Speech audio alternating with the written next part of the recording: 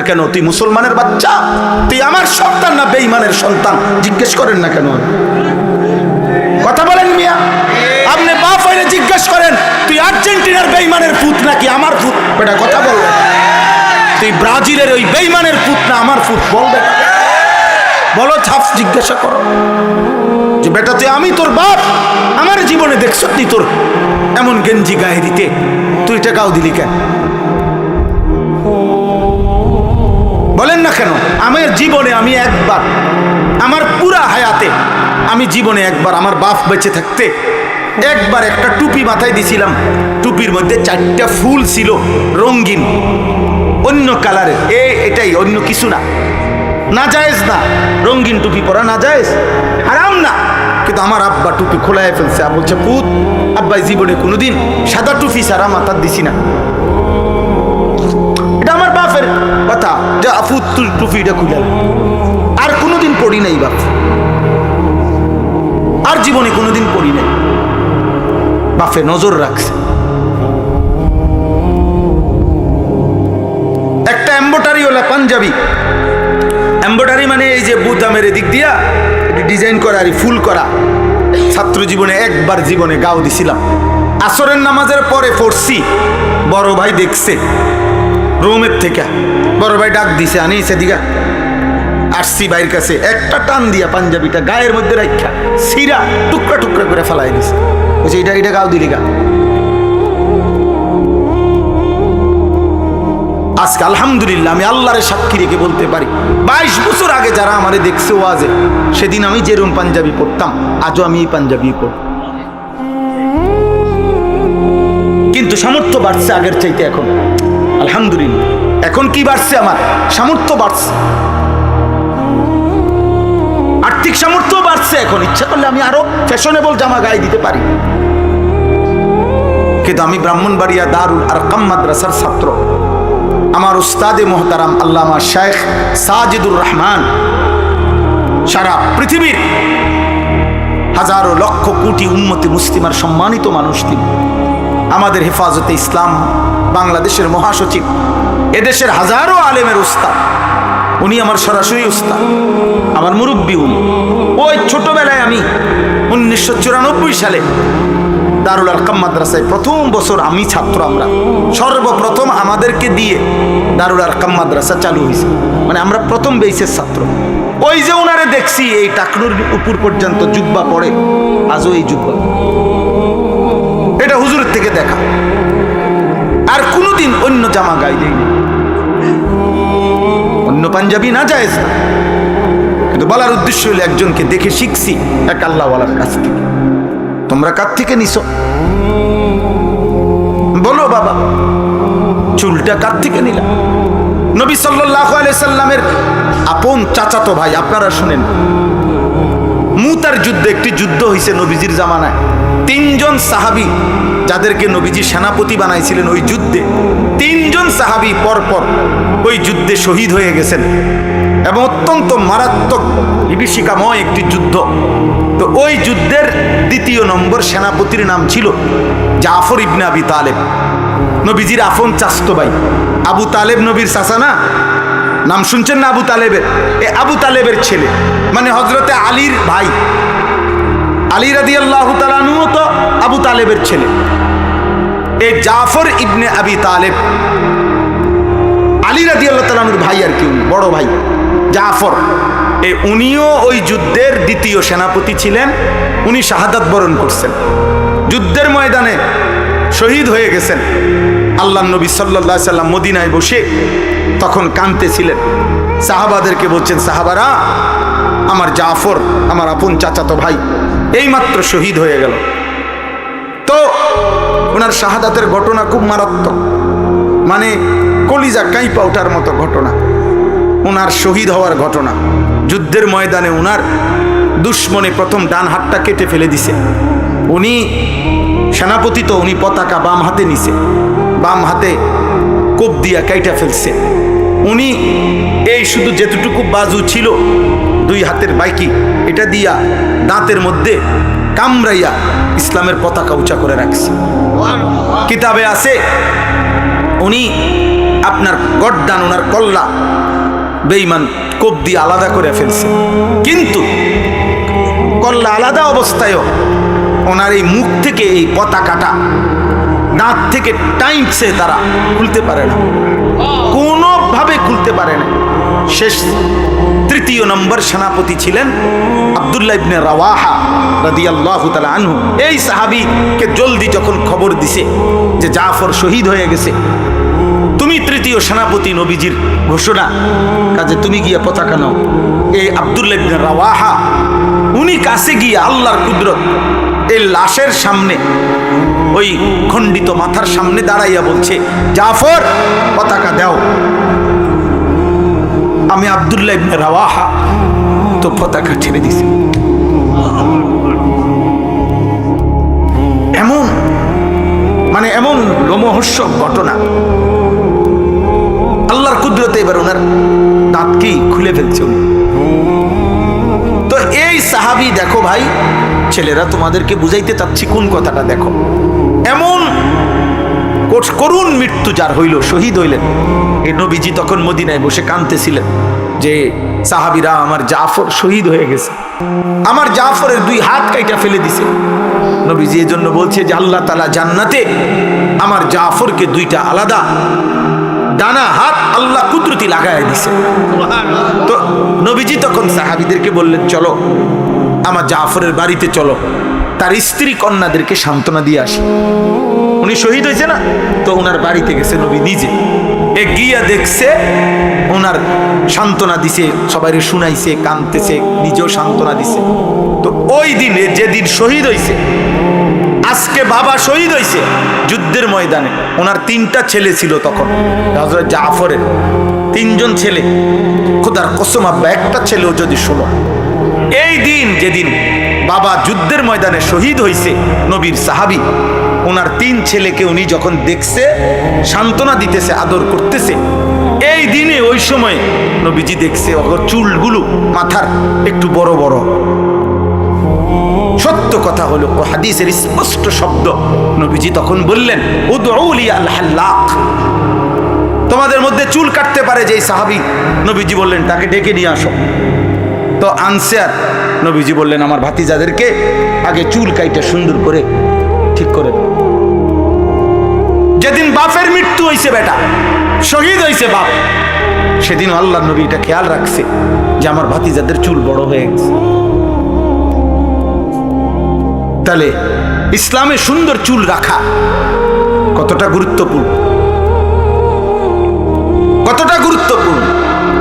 আমাদের ছেলে পেলে কোথাকার কোন বেঈমান, কোথাকার কোন পাগল, কোথাকার ছাগল, জাত নাই, জন্ম নাই, ঠিক নাই, ঈমান নাই, ধর্ম নাই, নাউজুবিল্লাহ নাউজুবিল্লাহ, ওদের মতো চুল কাটতেছো তোমরা, এটা কি কারবার? এটা পাগল, কার মতো চুল কাটলা বেটা? বেঈমানের মতো। বেঈমান তোমার বাপ, বেঈমান তোমার আত্মীয়, বেঈমান তোমার পছন্দ, কথা বলে না, তাইলে তুমি তার মতো চুল রাখবা কেন?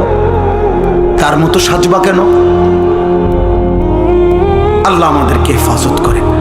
আল্লাহ তাআলা আমাদেরকে যে রসুল দিয়েছিলেন সাল্লাল্লাহু আলাইহি ওয়াসাল্লাম, গোটা পৃথিবী আজকে 1450 বছরে পৃথিবীর এমন কোন অমুসলিম, এমন কোন বেঈমান, কাফের, মুশরিক, সারা পৃথিবীতে যতজন নবীজির জীবনীকে গবেষণা করছে, আল্লাহর কসম প্রত্যেকের কাছে নবী সাল্লাল্লাহু আলাইহি সাল্লামের বাহ্যিক চেহারা, শরীর, এটা যেমন সবচেয়ে সুন্দর, নবীজির আখলাক, চরিত্র, এটাও সবচেয়ে সুন্দর। তারে কিছু বললে আল্লাহর কথা, এমন বধির কানেও শুনে না, আর তারে যে ইশারা ইঙ্গিত দিয়েও বুঝাইব, এত চোখেও দেখে, চোখেও দেখে। কাল আসাম, কাল আমা ওয়াল আসাম, বেঈমান এবং নাফরমান, অন্ধ এবং বধির। আর ইমানদার মুমিন মুত্তাকি সামি' এবং বাসির, সে চোখেও দেখে আল্লাহর আয়াত, সে কানেও শুনে আল্লাহর কথা। আল্লাহ বলেন, বলো তো তোমাদের যদি বিবেক থাকে, এই 2 দল, একদিকের ব্যক্তি হলো অন্ধ এবং বধির। বধির বুঝছেন মানে বয়রা, বয়রা মানে কানে শুনে না, যে একদিকে অন্ধ আরেকদিকে বয়রা। আরেক দিকে হলো শুনেও দেখেও। তো এই দুই দল বরাবর, কথা বলেন না, বরাবর বরাবর না। আল্লাহ তাআলা বলেন হাল ইয়াস্তাবিয়ানে মাসালা, এরা দুই দলের সাদৃশ্য কি এক নয়। তো আল্লাহ তাআলা বলেন ঈমানদার এবং নাফরমান এক, ঈমানদার আর নাফরমান এক। তাহলে এই কথাটা খুব গুরুত্বপূর্ণ। আমি এই সবসময় এইটা নিয়ে আমার যুদ্ধ। ওই ভাই, ও গেঞ্জিওয়ালা ভাই, ওই বেটা বেয়াদব,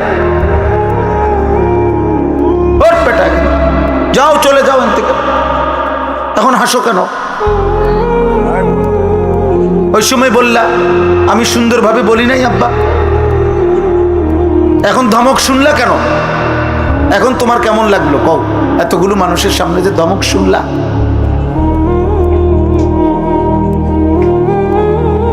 এটা সাংঘাতিক। আমরা আমাদের সন্তান ছেড়ে দিলে তো ছেড়েই দিলাম। সবাই আছে, 8 বছরের বাচ্চার কাছেও পরাজিত, 10 বছরের বাচ্চার কাছেও আমরা হেরে গেছি। ফুলাইন মানুষ, আরে কি আশ্চর্য কথা। তো এর ঠিক করবে কে? বলো না আব্বা, সংশোধন করবে কে? মানুষ। আমরা প্রত্যেকের যা বাপও কয় হেতে ফুলাইন মানুষ, দাদাও কয় হেতে ফুলাইন মানুষ। তো এর ঠিক করবে কে? সংশোধন কার দায়িত্ব? ফিরাবে কে রে? আমরা এই লক্ষ লক্ষ মুসলমানের জনবসতিতে, একটি পাড়া, একটা ইউনিয়নে এতগুলো মুসলিম ছেলে পেলে দিনের পর দিন 365 দিনে একদিনও ফজরের নামাজ পড়ে না, এদেরকে কেউ উঠাবে না? এদেরকে জাগানোর কোনো চেষ্টা করবেন না? কে উঠাবে? তাই কে বলবে? তাইলে কারো গায়ে সইতেছে না, কেউ আমরা হিম্মত করতেছি না। সবাই আমরা মনে করতেছি কোন রকমে খাইয়া দাইয়া আল্লাহ চালাইতে আছে। এটা কি কোনো কথা হইল? আমরা কোন রকমে খাইয়া দাইয়া বুঝি চললেই জীবন শেষ। খাইলেন দাইলেন, পেশাব পায়খানা করলেন, পেটের চাহিদা, লজ্জাস্থানের চাহিদা পূরণ করলেন, খালাস, এরপরে আর কিছু নাই। মৃত্যু কি হবে না? কবরে যাবেন না? তো কোরআনুল কারীমের মধ্যে আছে ও আসলিহলি ফি যুররিয়াতি, একজন ঈমানদারের দোয়া আল্লাহ শিখাইছে। মুমিনের দোয়া হবে এরকম যে আল্লাহ আমার জন্য আমার সন্তানদের ঈমান, আমল, আখলাক সুন্দর করে দেন। আমার জন্য মানে কি? মানে হলো আমার ছেলে মেয়ের ঈমান আমলের বরকত, তারও জান্নাত, আমারও জান্নাত। আমার সন্তানের নাফরমানি, পাপ, অসভ্যতা, অশ্লীলতা, বেনামাজি জিন্দিগিতে তারও জাহান্নাম, এই কারণে আমারও জাহান্নাম। এই জন্য আল্লাহ শিখেছেন ও আসলিহলি, আল্লাহ আমার জন্য আমার সন্তানদেরকে ঠিক করে দেন। কারণ ওই নাফরমান হওয়া মানে আমিও বরবাদ, আমিও নষ্ট, বরবাদ। প্রত্যেক অভিভাবককে কুল্লুকুম মাসউলুন আন রাইয়াতিহি, বুখারীর হাদিস। আল্লাহর নবী সাল্লাল্লাহু আলাইহি সাল্লাম বলেন প্রত্যেক অভিভাবককে তার অধীনস্থদের ব্যাপারে খোদার কসম কিয়ামতের দিন আল্লাহ তাআলা নিজে জিজ্ঞেস করবেন। তোমার হায়াত থাকতে ছেলেটা নামাজ পড়লো না কেন? মেয়েটা পর্দা করলো না কেন? স্ত্রী পর্দা করলো না কেন? বলো বান্দা। ওয়ামুর আহলাকা বিসসালাহ, আল্লাহ বলছে তোমার পরিবারের সদস্যদেরকে নামাজের আদেশ করো।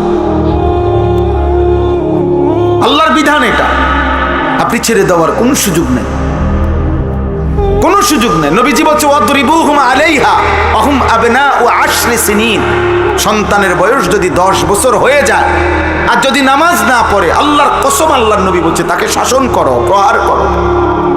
তুমি বাবা, অন্য কেউর গায়ে হয়তো আহ্লাদ লাগতে পারে, অন্যজনে মারলে, ধমক দিলে, থাপ্পড় দিলে তোমার কষ্ট লাগবে, আমার পুত, ঠিক আছে তুমি শাসন করো।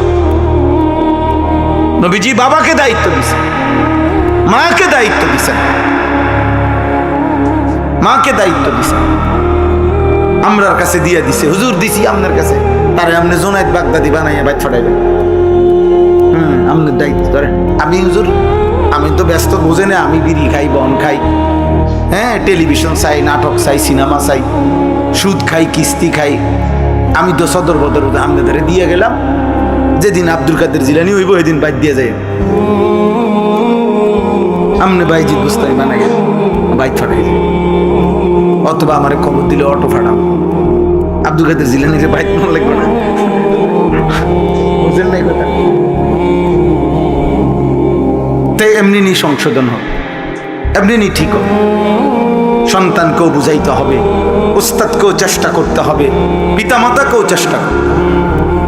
কোরআন সুন্নাহর মধ্যে সমস্ত দায়িত্ব বাচ্চা সন্তানের, নাবালেগ সন্তানের সব দায়িত্ব মা বাবার উপর। বিশ্বাস করেন, ছেলে হোক মেয়ে হোক, প্রধান জিম্মাদার সন্তানের জীবন গঠন করার পিছনে অপ্রাপ্তবয়স্কে সাবালক হওয়ার আগে জন্ম থেকে সমস্ত দায় দায়িত্বের প্রধান দায়িত্ব পিতামাতার।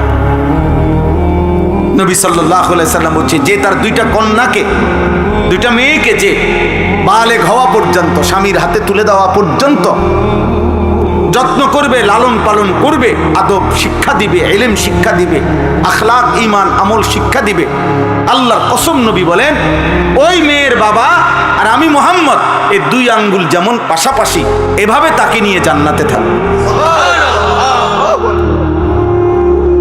এইভাবে দুই আঙ্গুল, অযাম্মা আসাবিআহু, হাদিসের শব্দ হলো নবীজি তার দুই আঙ্গুল এভাবে মিলাইয়া দেখাইছেন। কি মিয়া, আপনাদের আমাদের দায়িত্ব, আপনাদের দায়িত্ব।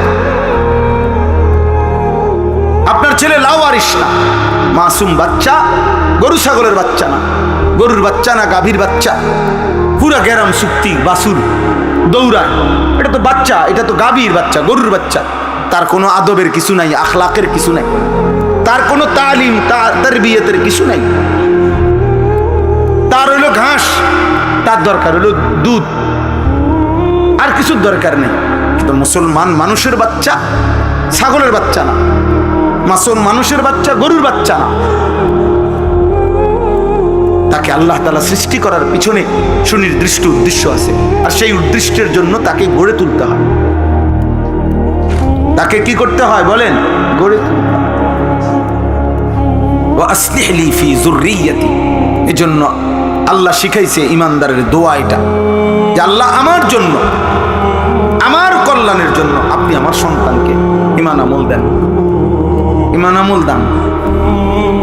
কি বলেন? হাদিসে আপনারা শুনছেন, নবীজি সাল্লাল্লাহু আলাইহি সাল্লাম বলেন, ইজা মাতাল ইনসানু ইনকাতা আমালু, কোন মানুষ তার সমস্ত আমল বিচ্ছিন্ন হয়ে যায়, সে নিজে আর কোনো আমল করতে পারে না, ইল্লা মিন সালাসা, কিন্তু তিনটি আমল থেকে যায়।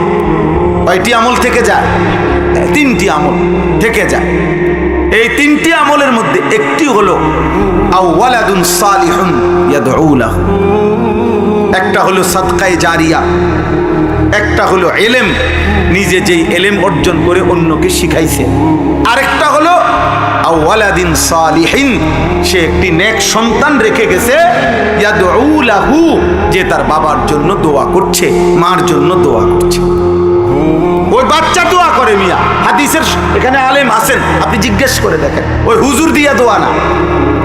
হুজুর দিয়া দোয়া করাইলে ফজিলত আছে আলাদা, কিন্তু এই হাদিসের অর্থ হইল ওই ছেলেটা দোয়া করবে।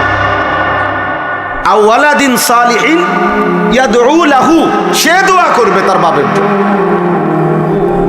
ছেলে দোয়া করবে।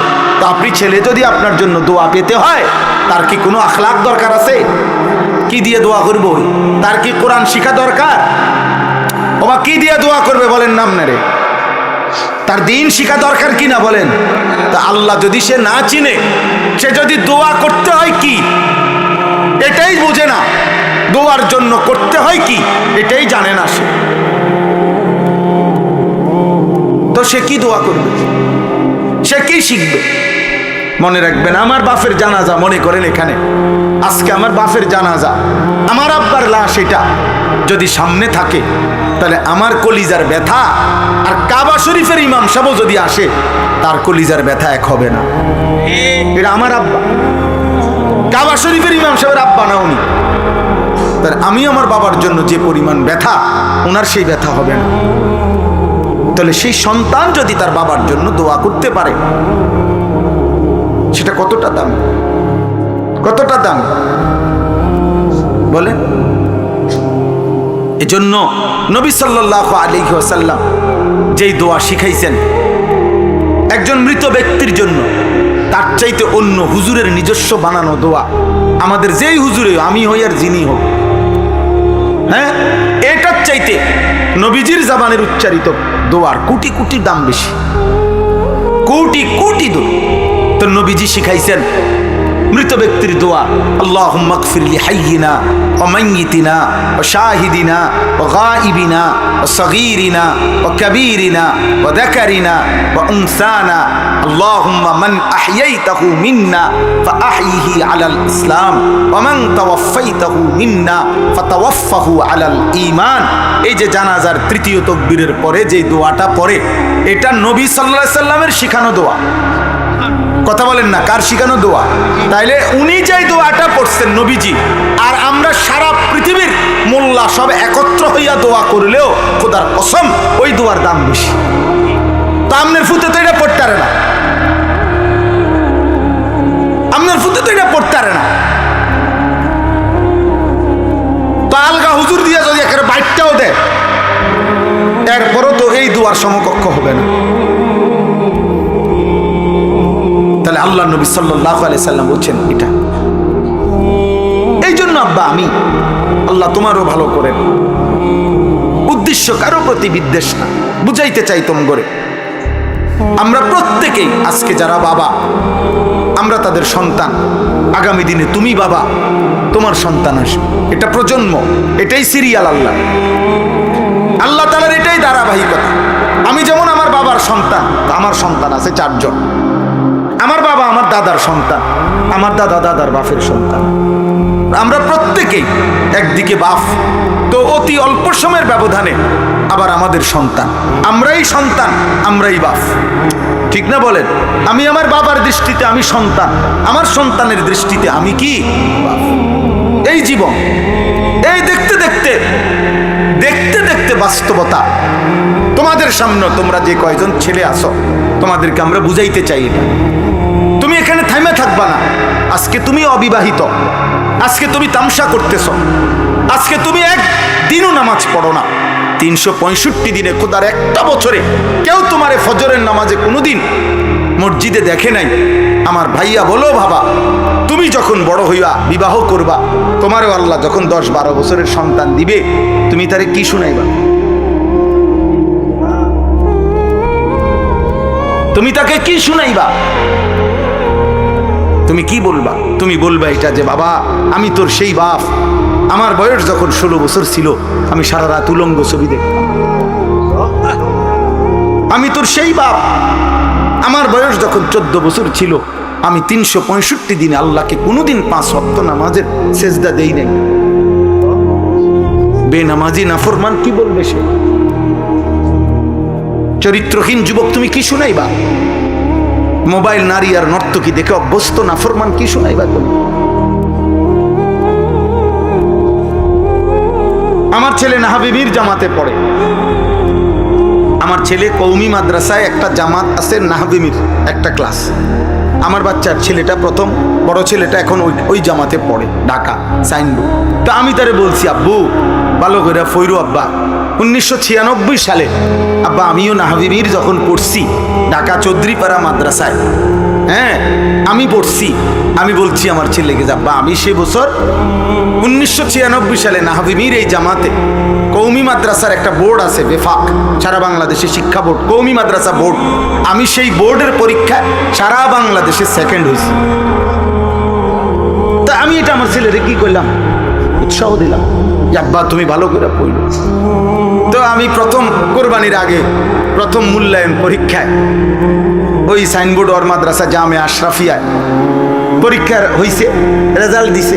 আমি দেখতে গেছি, আমি বললাম আব্বার রেজাল্ট দিছি নি তোমার? কাবু দিছে। আমি বলি রেজাল্ট কই, কি রেজাল্ট হইল? কাবু চলেন ওইখানে দেখেন, বোর্ডে লেখা আছে, আপনি দেখেন। মানে হে হাসতে হাসতে কইতেছে। আমি গিয়েছি, রেজাল্ট বোর্ডের মধ্যে আমার ছেলের নামে লেখা আছে, ওই 2 নম্বর। আশ্চর্য, আশ্চর্য এটা। সে যেন আমার বদলা দিল আমার, আলহামদুলিল্লাহ। প্রিয় ভাই, বুঝাইলাম আর কি, একটা উদাহরণ দিলাম আর কি। তুমি কি বলবা? আমি যৌবন বয়সে নেশা করছিলাম, আমি নারীর পিছনে পিছনে ঘুরতাম, আমি উলঙ্গ ছবির কাছে পাগল ছিলাম। ছি ছি ছি ছি বেটা, আফসোস বেটা। হায়াত পাইলে তো থামতে হবে, তো অচিরেই তোমার ঘর তোমারে লজ্জা দিবে। আমি একটু আগে বয়ানে বলছি, এই আগের বয়ানে এই কথাটা বলে আসছি। আমাদের কুমিল্লা মুরাদনগরের একজন আলেম বলছে, উনি বলছেন এই কথাটা। একটা লোক উনারে চোখের পানি ফেলে, উনার পরিচিত লোক জানাইছে, উনার মেয়েটা, ওই ভদ্রলোকের মেয়েটা আরেকটা ফুলার লগে বাইকে গেছে, চলে গেছে। ভদ্রলোক খুঁজতে খুঁজতে বহুত চেষ্টা করছে, ফিরাইতারে না। শেষ পর্যন্ত ওই ছেলের নামে মামলা করছে, মামলা দিছে। আর ওই মেয়েটা, তার মেয়ে, ওই ভদ্রলোকের বাপের কাছে একটা চিঠি পাঠাইছে।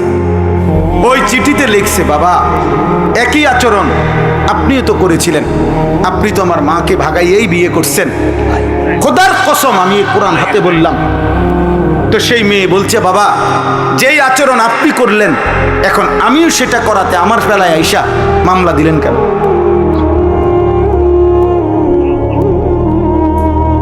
এরপরে এই বাপের এর চাইতে বড় জীবনের অপমান আর কি হইতে পারে? এর চাইতে বেইজ্জতি তার জীবনে আর কি? এর চাইতে বড় শাস্তি আর কি? এর তুনো লজ্জা কি হইতে পারে? আপন কন্যা, আপন মেয়ে যদি কথা ফিরাইয়া বলে, উনি কি জবাব দিবে? উনি তো এটাই করছে, উনি স্বীকার করছেন যে আমি এরকমই করছি।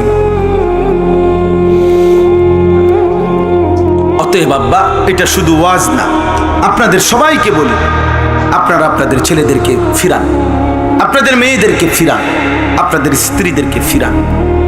বিশ্বাস করেন, আপনার আমার যে যেটুকু আছেন এখানে, এই গ্রামের হন, মূর্খ হন, সাধারণ মানুষ হন, কম শিক্ষিত মানুষ হন, খেটে খাওয়া মানুষ হন, দিন মজুর হন, ঠেলাওয়ালা হন আর কুলিওয়ালা হন, যদি আমার কথা বুঝে থাকেন, তাহলে এটা মনে রাখেন, আপনার মেহনত পরিশ্রম 24 ঘন্টা যে যা ব্যয় করতেছেন, তার প্রধান অংশ সময়কে ভাগ করেন।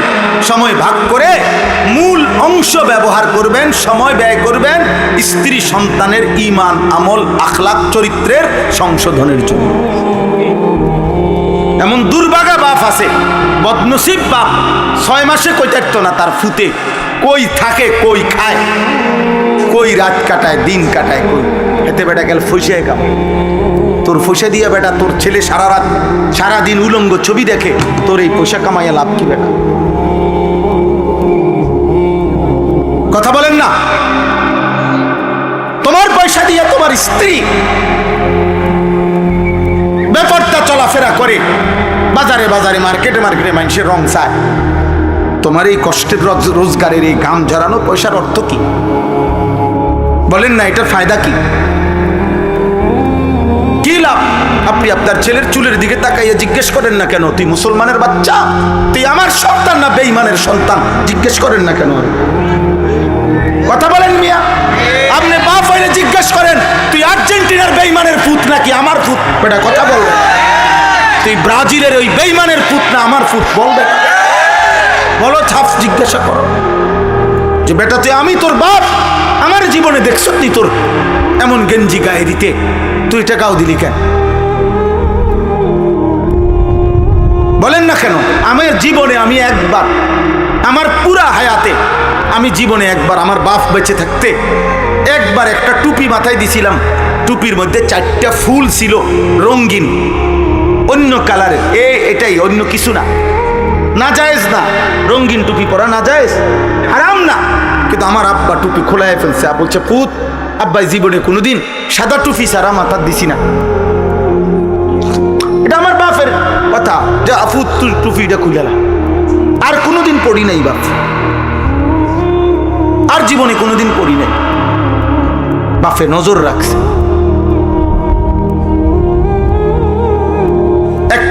এম্বয়ডারিওয়ালা পাঞ্জাবি। এম্বয়ডারি মানে এই যে বুতামের দিক দিয়া ডিজাইন করা আর ফুল করা।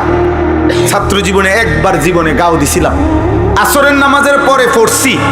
বড় ভাই দেখছে রোমের থেকে, বড় ভাই ডাক দিছে, আনি সেদিকা আসছি ভাইয়ের কাছে, একটা টান দিয়া পাঞ্জাবিটা গায়ের মধ্যে রাখা সিরা টুকরা টুকরা করে ফেলাই দিছে। বলছে এটা গাও দিলি গা।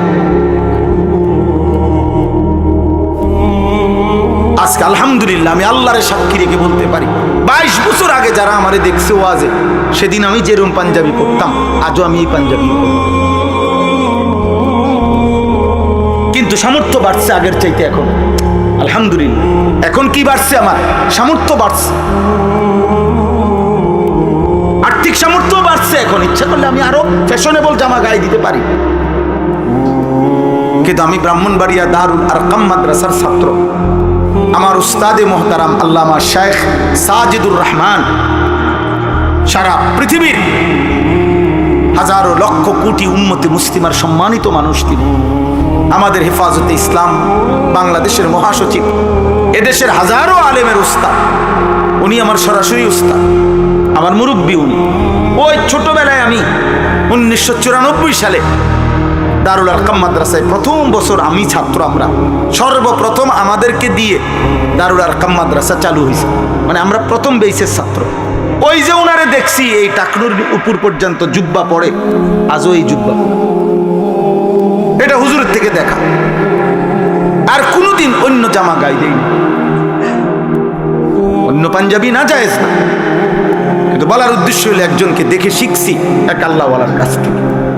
তোমরা কার থেকে নিছো? বলো বাবা, চুলটা কার থেকে নিলা? নবী সাল্লাল্লাহু আলাইহি সাল্লামের আপন চাচাতো ভাই, আপনারা শুনেন, মুতার যুদ্ধে, একটি যুদ্ধ হয়েছে নবীজির জামানায়। 3 জন সাহাবী যাদেরকে নবীজি সেনাপতি বানাইছিলেন, ওই যুদ্ধে 3 জন সাহাবী পরপর ওই যুদ্ধে শহীদ হয়ে গেছেন, এবং অত্যন্ত মারাত্মক বিভীষিকাময় একটি যুদ্ধ। তো ওই যুদ্ধের 2 নম্বর সেনাপতির নাম ছিল জাফর ইবনে আবি তালেব, নবীজির আপন চাচতো ভাই। আবু তালেব নবীর চাচা না, নাম শুনছেন না আবু তালেবের? এ আবু তালেবের ছেলে, মানে হযরতে আলীর ভাই। আলী রাদিয়াল্লাহু তাআলা আনহু তো আবু তালেবের ছেলে। এই জাফর ইবনে আবি তালেব আলী রাদিয়াল্লাহু তাআলা আনহুর ভাই, আর কি উনি বড় ভাই জাফর। উনিও ওই যুদ্ধের 2য় সেনাপতি ছিলেন। উনি শাহাদাত বরণ করছেন, যুদ্ধের ময়দানে শহীদ হয়ে গেছেন। আল্লাহর নবী সাল্লাল্লাহু আলাইহি সাল্লাম মদিনায় বসে তখন কাঁদতেছিলেন, সাহাবাদেরকে বলছেন, সাহাবারা, আমার জাফর, আমার আপন চাচাতো ভাই, এইমাত্র শহীদ হয়ে গেল। তো ওনার শাহাদাতের ঘটনা খুব মারাত্মক, মানে কলিজা কাঁইপা ওঠার মতো ঘটনা। ওনার শহীদ হওয়ার ঘটনা, যুদ্ধের ময়দানে ওনার দুশ্মনে প্রথম ডান হাতটা কেটে ফেলে দিছে। উনি সেনাপতি, তো উনি পতাকা বাম হাতে নিছে, বাম হাতে কোপ দিয়া কাইটা ফেলছে। উনি এই শুধু যেটুকু বাজু ছিল 2 হাতের বাইকি, এটা দিয়া দাঁতের মধ্যে কামড়াইয়া ইসলামের পতাকা উঁচা করে রাখছে। কিতাবে আছে উনি আপনার গর্দান, ওনার কল্লা বেঈমান কোপ দিয়ে আলাদা করে ফেলছে, কিন্তু কল্লা আলাদা অবস্থায়ও ওনার এই মুখ থেকে এই পতাকাটা দাঁত থেকে টাইমছে, তারা খুলতে পারে না, কোনোভাবে খুলতে পারে না। শেষ 3য় নম্বর সেনাপতি ছিলেন আব্দুল্লাহ ইবনে রাওয়াহা রাদিয়াল্লাহু তাআলা আনহু। এই সাহাবীকে জলদি যখন খবর দিছে যে জাফর শহীদ হয়ে গেছে, তুমি 3য় সেনাপতি, নবীজির ঘোষণা, কাজে তুমি গিয়ে পতাকা নাও। এই আব্দুল্লাহ ইবনে রাওয়াহা উনি কাছে গিয়ে আল্লাহর কুদরত, এই লাশের সামনে, ওই খণ্ডিত মাথার সামনে দাঁড়াইয়া বলছে, জাফর পতাকা দাও। আমি আব্দুল্লাহ ইবনে রাওয়াহা তো পতাকা ছেড়ে দিছে। এমন মানে এমন লোমহর্ষক ঘটনা, আল্লাহর কুদরতে এবার ওনার দাঁতকেই খুলে ফেলছে উনি। তো এই সাহাবী, দেখো ভাই, ছেলেরা তোমাদেরকে বুঝাইতে চাচ্ছি কোন কথাটা, দেখো এমন করুণ মৃত্যু যার হইল, শহীদ হইলেন। এই নবীজি তখন মদিনায় বসে কাঁদতেছিলেন যে সাহাবীরা, আমার জাফর শহীদ হয়ে গেছে, আমার জাফরের 2 হাত কাইটা ফেলে দিছে। নবীজি এই জন্য বলছে যে আল্লাহ তাআলা জান্নাতে আমার জাফরকে 2টা আলাদা ডানা হাত আল্লাহ কুদরতি লাগায় দিছে। তো নবীজি তখন সাহাবীদেরকে বললেন, চলো আমার জাফরের বাড়িতে চলো, তার স্ত্রী কন্যাদেরকে সান্ত্বনা দিয়ে আসি। উনি শহীদ হয়েছে না, তো ওনার বাড়িতে গেছে নবী নিজে। গিয়া দেখছে ওনার সান্ত্বনা দিছে, সবাই শুনাইছে, কাঁদতেছে, নিজেও সান্ত্বনা দিছে। তো ওই দিনে যেদিন শহীদ হয়েছে, আজকে বাবা শহীদ হয়েছে যুদ্ধের ময়দানে। ওনার 3টা ছেলে ছিল তখন, হযরত জাফরের 3জন ছেলে। খোদার কসম আব্বা, একটা ছেলেও যদি শুনো, এই দিন যেদিন বাবা যুদ্ধের ময়দানে শহীদ হয়েছে, নবীর সাহাবী, ওনার 3 ছেলেকে উনি যখন দেখছে, সান্ত্বনা দিতেছে, আদর করতেছে, এই দিনে ওই সময় নবীজি দেখছে ওর চুলগুলো মাথার একটু বড় বড়। সত্য কথা হলো, হাদিসের স্পষ্ট শব্দ, নবীজি তখন বললেন, উদউ লি আল হাল্লাক। তোমাদের মধ্যে চুল কাটতে পারে যে সাহাবী, নবীজি বললেন তাকে ডেকে নিয়ে আসো। তো আনছে, আর নবীজি বললেন আমার ভাতিজাদেরকে আগে চুল কাইটা সুন্দর করে ঠিক করে দাও। যেদিন বাপের মৃত্যু হয়েছে, বেটা শহীদ হয়েছে বাপ, সেদিন আল্লাহ নবী এটা খেয়াল রাখছে যে আমার ভাতিজাদের চুল বড় হয়ে গেছে। তাহলে ইসলামে সুন্দর চুল রাখা কতটা গুরুত্বপূর্ণ, কতটা গুরুত্বপূর্ণ। আমাদের ছেলে পেলে কোথাকার কোন বেঈমান, কোথাকার কোন পাগল, কোথাকার ছাগল, জাত নাই, জন্ম নাই, ঠিক নাই, ঈমান নাই, ধর্ম নাই, নাউজুবিল্লাহ নাউজুবিল্লাহ, ওদের মতো চুল কাটতেছো তোমরা। এটা কি কারবার? এটা পাগল, কার মতো চুল কাটলা বেটা? বেঈমানের মতো। বেঈমান তোমার বাপ, বেঈমান তোমার আত্মীয়, বেঈমান তোমার পছন্দ, কথা বলে না। তাইলে তুমি তার মতো চুল রাখবা কেন? তার মতো সাজবা কেন? আল্লাহ আমাদেরকে হেফাজত করেন। আল্লাহ তাআলা আমাদেরকে যে রসুল দিয়েছিলেন সাল্লাল্লাহু আলাইহি ওয়াসাল্লাম, গোটা পৃথিবী আজকে 1450 বছরে পৃথিবীর এমন কোন অমুসলিম, এমন কোন বেঈমান, কাফের, মুশরিক, সারা পৃথিবীতে যতজন নবীজির জীবনীকে গবেষণা করছে, আল্লাহর কসম প্রত্যেকের কাছে নবী সাল্লাল্লাহু আলাইহি সাল্লামের বাহ্যিক চেহারা, শরীর, এটা যেমন সবচেয়ে সুন্দর, নবীজির আখলাক, চরিত্র, এটাও সবচেয়ে সুন্দর। নবী সাল্লাল্লাহু আলাইহি সাল্লামের নাকের চাইতে সুন্দর নাক এই সৃষ্টিতে কারো নাই। নবীজির চোখের সাথে সুন্দর চোখ এই পৃথিবীতে কারো নাই। নবীজির আঙ্গুল মুবারকের চাইতে সুন্দর আঙ্গুল এই পৃথিবীতে কারো নাই। নবীজির হাসির চাইতে সুন্দর হাসি এই পৃথিবীতে কারো নাই। নবীজির কান্নার চাইতে সুন্দর কান্না এই পৃথিবীতে কারো নাই। নবীজির হাঁটার চাইতে সুন্দর হাঁটা এই পৃথিবীতে কারো নাই। নবীর জামা মুবারকের চাইতে সুন্দর জামা এই পৃথিবীতে কারো নাই। তিনি সব কিছুতে, চরিত্রে যেমন সুন্দর, তিনি রূপেও তেমন সুন্দর, পোশাকেও তিনি সুন্দর, চুলেও সুন্দর, চেহারায়ও সুন্দর, লেবাসেও সুন্দর, চরিত্র আর আখলাকে, ইমানে আর আমলে সব কিছুতে তিনি সর্বশ্রেষ্ঠ। আল্লাহ আমাদেরকে তাকে দিছিলেন। দুর্ভাগ্য জাতি, হায় দাড়িওয়ালা মুসলমান, কারে ছাড়লি কারে, হায় বিড়ি খাওয়াই না মুসলমান, কারে ধরলা কারে ছাড়লি। তোমার নবী সাল্লাল্লাহু আলাইহি সাল্লাম বিড়ি খাইতেন।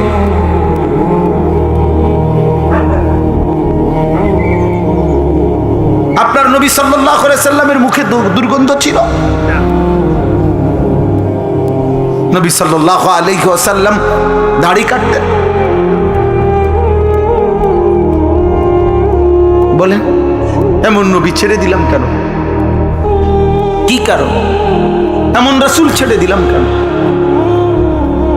এক সাহাবী, আমরা হাদিসে আছে, রবিআ ইবনে কাব আল আসলামি রাদিয়াল্লাহু তাআলা আনহু, এক সাহাবী, অল্প বয়সী ছিলেন, কিশোর। তো একদিন নবী সাল্লাল্লাহু আলাইহি সাল্লাম ইস্তেঞ্জা করে বের হইছে। তো নবীজির জন্য অজুর পানি, মেসওয়াক, এগুলা সব উনি আগায়া দিছে, নবীজির জন্য আগায়া দিছে। আর নবীজি খুব খুশি হয়েছে। তো নবীজি সাল্লাল্লাহু আলাইহি ওয়াসাল্লাম উনাকে বললেন, তুমি আমার কাছে কিছু চাও, বলো, একটা কিছু আবদার করো, আমি দেব। এই সাহাবী খুশি হয়ে গেছে, খুশি হয়ে বলতেছে, আজকে নবীর মনটা ভালো, আমারে একাকি কইছে কিছু চাইতাম, তো এমন একটা চাওয়া চাইছে। সুবহানাল্লাহ, হাদিসে আছে, উনি বলছে, আসআলুকা মুরাফাকাতাকা ফিল জান্নাহ, ইয়া রাসূলুল্লাহ, জান্নাতে আপনার পাশে থাকতে চাই।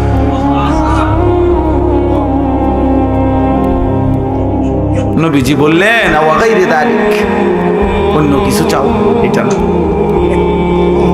সাহাবী বলতেছেন, হুয়া যাক, ইয়া রাসূলুল্লাহ, আপনি বলছেন, আমিও চাইছি, দিলে এটাই, আর নয়তো বাদ দেন, দিলে এটাই, আপনার সঙ্গী, আপনার সাথে জান্নাতে থাকতে চাই। আল্লাহর নবী বললেন, ফাআইন্নি আলাইকা বিকাসরাতিস সুজুদ, তাহলে সাহাবী বেশি বেশি সেজদা নামাজের মাধ্যমে আমারে সহযোগিতা করো, মানে তুমি সেজদার পরিমাণ বাড়ায় দাও, আমি আল্লাহর কাছে তোমার জন্য সুপারিশের পরিমাণ বাড়ায় দাও,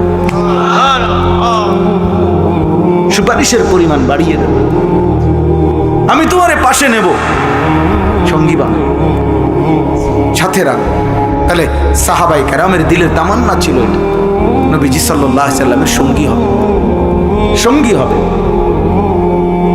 কুরআনুল কারীমের মধ্যে আল্লাহ বলছেন, এক সাহাবী জিজ্ঞেস করছে, তাফসীরে আছে, ইয়া রাসূলুল্লাহ, আপনাকে তো এখন দুনিয়ায় যখনই মনে পড়ে তখনই আপনাকে আইসা দেখি, দেখলে কলিজা ঠান্ডা হয়, আপনার পবিত্র চেহারা মোবারক দেখলে দিল শান্ত হয়, কিন্তু ইয়া রাসূলুল্লাহ, কথাটা শুনেন।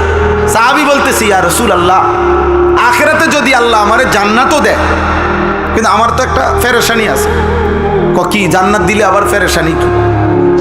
পেরেশানিটা হইল, জান্নাতও যদি আল্লাহ আমাকে দেয়, কিন্তু আপনাকেও তো আল্লাহ জান্নাত দিবে, কিন্তু আপনি তো আমনে, আমি তো আমি, আপনি তো আমনেই আল্লাহর মাহবুব, আর আমি তো সাধারণ সাহাবী, তো আপনারও তো আল্লাহ তাআলা কোটি কোটি গুণ ঊর্ধ্বের জান্নাত দিবে, আর আমারে কোনান দিয়া জানি কোনান দিয়া কোন রুম দেয়।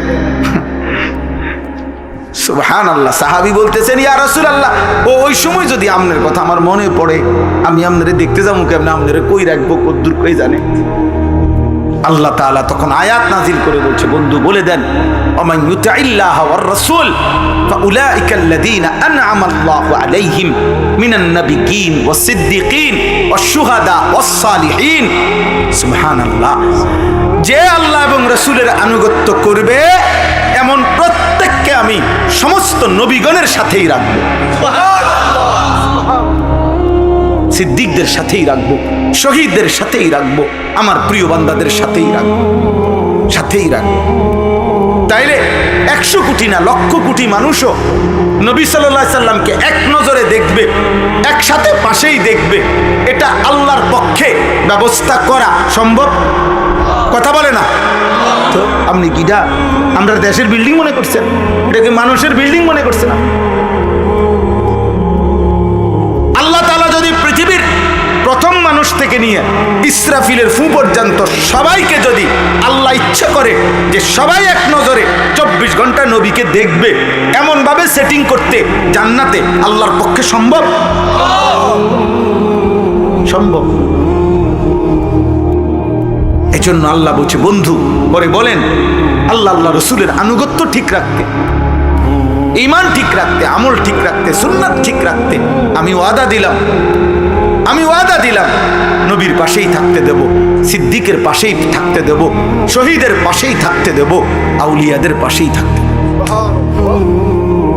ফাউলাইকাল্লাযীনা আন'আমাল্লাহু আলাইহিম মিনান নাবিয়্যিনা ওয়াস সিদ্দীকিনা ওয়াশ শুহাদা'i ওয়াস সালিহিন ওয়া হাসুনা উলাইকা রাফীকা।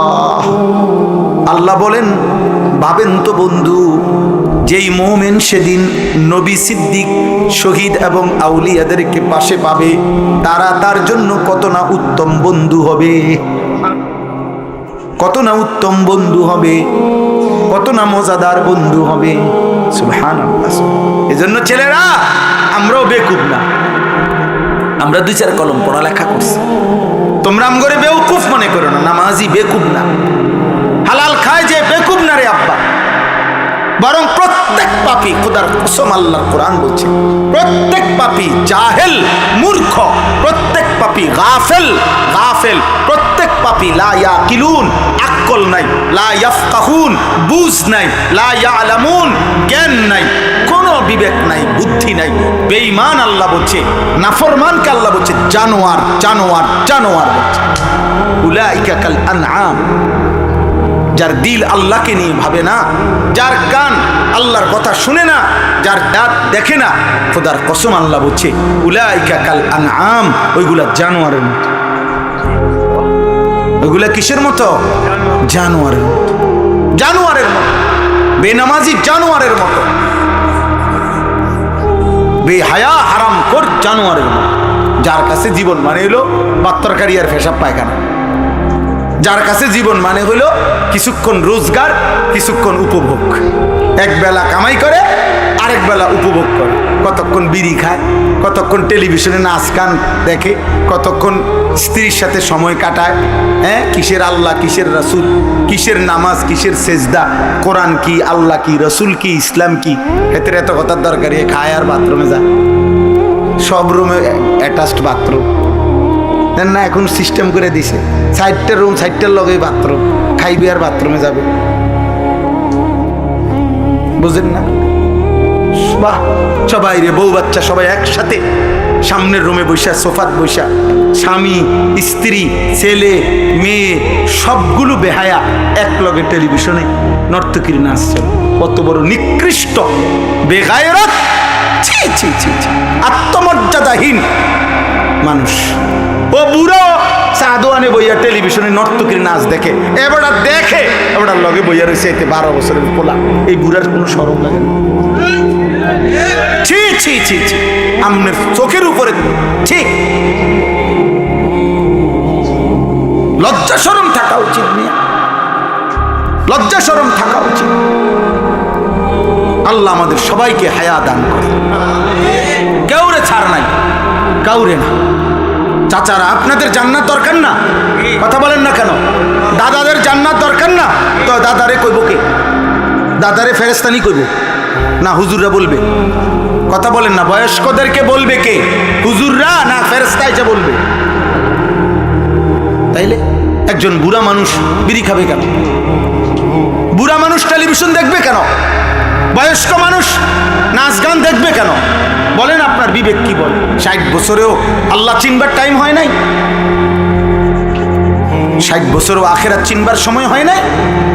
আর কখন, আর কত কাল?